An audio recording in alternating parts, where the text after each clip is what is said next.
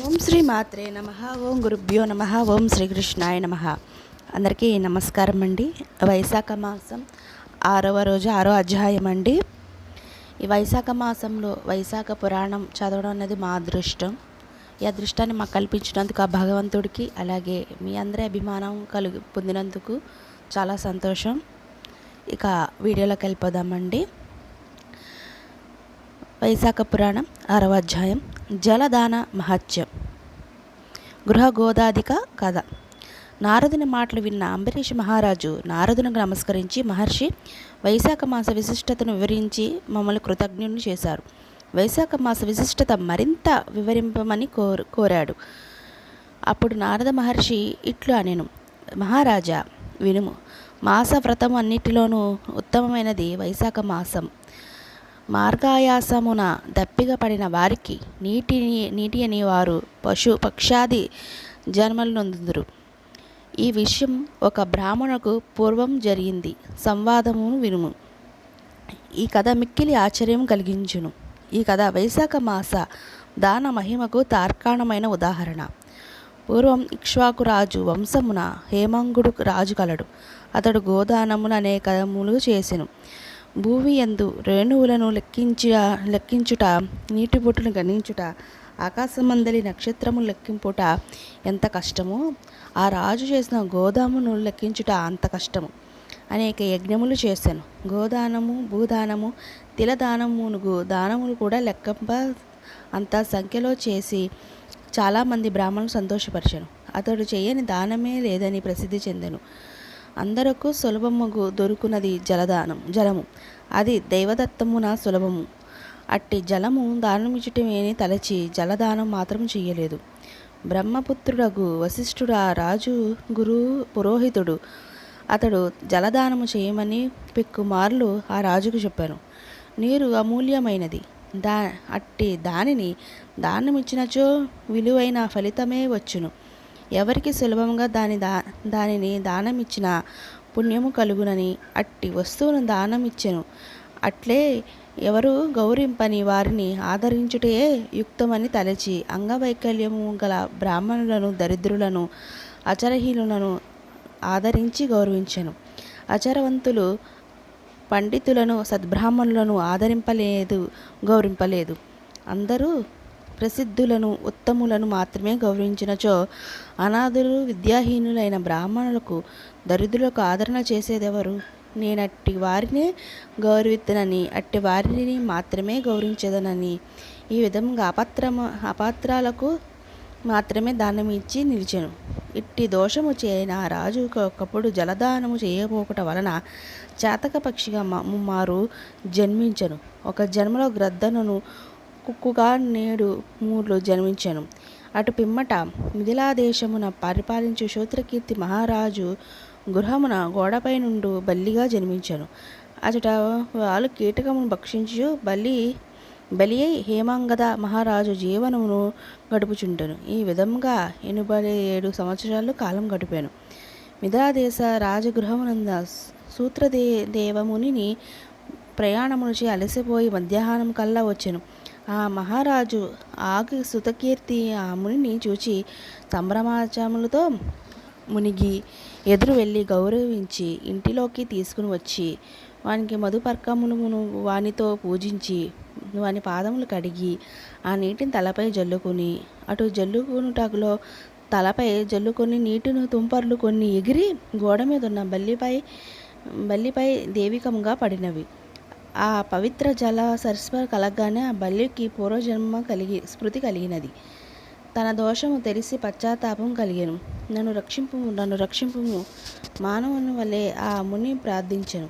అప్పుడు ముని బల్లి మాటలకు విస్మయపడి, ఓ బల్లి, నీవెందులకి ఇట్లా దుఃఖించున్నావు? నీవు ఏ పని చేసి ఇట్లా దశిందివి? ఇట్లే అరుచుచున్నావు? నీవు దేవజాతి వాడివా? రాజువా? బ్రాహ్మణుడవా? నీవెవరు? నీకు ఈ దశ ఎలా వచ్చెను చెప్పుము అని నీకు సహాయపడదనని ప్రశ్నించాను. సుతదేవుని మాటలు విని బల్లి రూపంలో ఉన్న హేమంగద మహారాజు, మహాత్మా, నేను ఇక్ష్వాకు కులములో జన్మించిన హేమంగదుడను, ప్రభువును, వేదశాస్త్ర విశారదుడును. భూమి అందును రేణువులు ఎన్ని ఉందో నీటి బిందువులు ఎన్ని ఉండునో, ఆకాశంలో నక్షత్రములు ఎన్నున్నో అన్ని గోవులు అసంఖ్యముగా దానం ఇచ్చి తిని, అన్ని యజ్ఞములు చేసి తిని, చెరువులు మునుగు త్రవ్వించి తిని, సర్వ విధముగా దానము చేసి తిని, చెరువులు మునుగు త్రవ్వించి సర్వ విధములుగా దానము చేసి తిని, ధర్మముగా రాజ్యమును పాలించి తిని, నేను ఈ సత్కారములను ఆచరించును. ముమ్మారు చాతక పక్షిగాను, గ్రద్దగాను, 7 మార్లు కుక్కగాను, ప్రస్తుతం బలిగాను జన్మించి తిని. ఈ మహారాజు నీ పాదములు కడిగి పవిత్ర జలం తలపై జరుగుచుండగా నీటి తుంపరను నాపై పడి నా పూర్వజన్మ స్మరణ కలిగినది. నా పాపభారము తగ్గినట్లు చూచి ఉన్నది. కానీ నేను ఇంకా 27 మార్లు బల్లిగా జన్మించవలసి ఉన్నట్లుగా నాకు తోచున్నది. నాకు ఈ విధంగా బల్లిగా జన్మింప తొలుగునని భయము కలుగుచున్నది. నేను చేసిన పాపము ఏమీ నాకు జన్మలు కలిగినో ఎరుగజాలను. దయించి నాకు ఈ జన్మ కలుగుట కారణం ఏంటో ఆ పాపం పోవు విధానము చెప్పుకోరుచున్నది ప్రార్థించను. సూతదేవ మహాముని హేమంగుని మాటలు విని తన ద్విదృష్టితో పరిశీలించి ఇట్లని, రాజా, నీవు శ్రీ మహావిష్ణువుకు ప్రియమైన వైశాఖ మాసమున జలమును ఎవరికీ దానం ఇయ్యలేదు. జలము సర్వజన సులభము, దాన్ని దానమిచ్చుట ఏమి అని తలచితివి. ప్రయాణమున అలసిన వారికి జలదానమైన చేయలేదు. వైశాఖ మాస వ్రతమును కూడా పాటించలేదు. హోమము చేయదలిచిన వారు మంత్రమగు అగ్ని ఎందే హోమము చేయవలెను. అట్లుగాక బూడిది మునువానికి ఎందు హోమము చేసిన ఫలితం ఎట్లు కలుగును?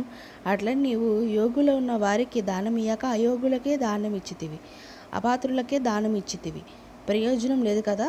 వైశాఖ మాస వ్రతము చేయలేదు, జలదానము చేయలేదు. ఎంత మేరకు పెరిగినను సుగంధాది గుణములున్న ముండలక్కల వృక్షము నెవరదారింతరు. అట్టి వృక్షము వల్ల ప్రయోజనమేమి? వృక్షములో రావి చెట్టు ప్రశస్తమైనది, అందువలన పూర్వజనమైన తులసిని మిక్కిలి పవిత్రమైనది. ఇట్టి రావి చెట్టును తులసిని వదిలి వాడుకు చెట్టును పూజింతరా? అట్టి పూజ వలన ఫలితం ఉండదు. అనాథులు, అంగవైకల్యం కలవారు, దయచూపుదగిన వారు, వారిపై దయచూపుట ధర్మము. కానీ వారు మన్యులు, పూజలు కారు. అట్టి వారిని పూజించుట ఫలదాయకం కాదు. వారిపై దయా జాలి చూపవచ్చును, కానీ గౌరవింపరాదు. తపము, జ్ఞానము, వేదశాస్త్ర పండిత్యము, సర్వ సజ్జన సత్వము కలవారు శ్రీ విష్ణు స్వరూపులు. అట్టి వారిని పూజించవలెను. వారిలో జ్ఞానవంతులు శ్రీ మహావిష్ణువుకు మిక్కిలి ప్రీతికరమైన వారు. అట్టి వారిని పూజించినచో శ్రీ విష్ణువునే పూజించినట్లు. కావున జ్ఞానులు ఎవరైనా సర్వాధికులు, సర్వోన్నతులు అట్టి గౌరవింపక పోవుటకు వారిని, అనగా శ్రీ మహావిష్ణువుకు అవమానించుటయే అగును. ఈ విధంగా చేయుట ఇహలోకం పరలోకములు దుఃఖము కలుగును. మానవుడు పురుషార్థాలు సాధింపలేని జ్ఞానుల సేవ, వారిని గౌరవించుట ముఖ్య కారణం. జ్ఞానులు కానీ వారు అంధులు, ప్రజ్ఞాన నేత్రము లేనివారు. అట్టి అంధులను ఎంత పూజించినా ఫలితం ఉండదు. గుడ్డివానికి ఏమి కనిపించును? అతడేమి చెప్పగలడు? కావున జ్ఞానహీనులైన వారిని ఎంత పూజించినను, వారు సేవించినను నిష్ఫలితములే అగును, నిష్ప్రయోజములే అగును. అంతేకాక కష్టములు, దుఃఖములు కలిగించును. పురుషార్థములకు ధర్మ, కామ, మోక్షములు ఎట్లా సిద్ధించును? తీర్థములు కేవలం జలము కావు, దేవతలు శిలారూపాలు కారు. చిరకాల తీర్థ స్నానం సేవ చేసినచో, శిలారూపంలో ఉన్న దైవ చిరకాలం పూజించినచో వారికి అనుగ్రహం కలుగును. కానీ జ్ఞానులు, సజ్జనులు దర్శించినంత వరనే ప్రసన్నులగుదురు, ఇష్టఫల ప్రాప్తిని కలిగింతురు. కావున జ్ఞానులు ఉన్న వారిని సేవించినచో, వారి యందు ఉపదేశములు పాటించినచో ఇషదము ఉండును, ఇష్టప్రాప్తిచే సంతోషం కలుగును. అంబుతుమును సేవించినచో జన్మ మృత్యు ముసలితనమునుగు వాణిని వల్ల బాధ ఉండదు. అమృతతత్వము సిద్ధి కలుగును. హేమంగద మహారాజా, నీవు వైశాఖ మాస వ్రతం ఆచరించలేదు, జలదానము చేయలేదు, జ్ఞానులైన వారిని సేవింపలేదు. కావున నీకు ఇట్టి దుర్గతి కలిగినది. నీకు వైశాఖ మాస వ్రతమును ఆచరించి నేను సంపాదించిన పుణ్యము కొంత నీకిత్తును. దీనివల్ల దుర్దశ శాంతించుటకై నీ భవిష్యత్తుత్తమున కాలమున నీ పాపములు పోయి ఫలము పోగొట్టుకుని విజయము నందుగలవు అని, భవిష్యత్ కాలము నీ పాపలమును పోగొట్టుకుని విజయము పొందగలవు అని పలికి, శృతదేవుని మహాముని నీటి స్పర్శించి బలి రూపమున హేమంగుదుడు మహారాజుకు తాను చేసిన వైశాఖ మాస వ్రతంలో కొన్ని పుణ్య దినములు దారపోశాను. ఆ పుణ్యఫలముచే హేమాంగుడు మహారాజు బలి రూపం నుండి దివ్య రూపం పొందెను. శృతకీర్తి మహారాజు సతదేవుని ముని నమస్కరించి వారి ఆజ్ఞతో శ్రీహరిని పంపిన దివ్య విమానమెక్కి పుణ్యలోకం పోయెను. దేవతలందరూ హేమాంగుని యుధిష్టమును మెచ్చిరి. హేమాంగుడు పుణ్యలోకమును 10,000 సంవత్సరాల నుండి దివ్యలోక భోగాలు అనుభవించెను. పిమ్మట ఇక్ష్వాకు కులమైన కుత్స మహారాజుగా జన్మించెను. 7వ ద్వీపమున భూమిని సజ్జనులు జ్ఞానులు వచ్చుట పరిపాలించెను. శ్రీ మహావిష్ణు అంశను పొంది ఇంద్రుని స్నేహితుడై ఉండెను. కులగురు వశిష్ఠ మహాముని ఉపదేశం పాటించి వైశాఖ మాస వ్రతము సంపూర్ణంగా ఆచరించెను.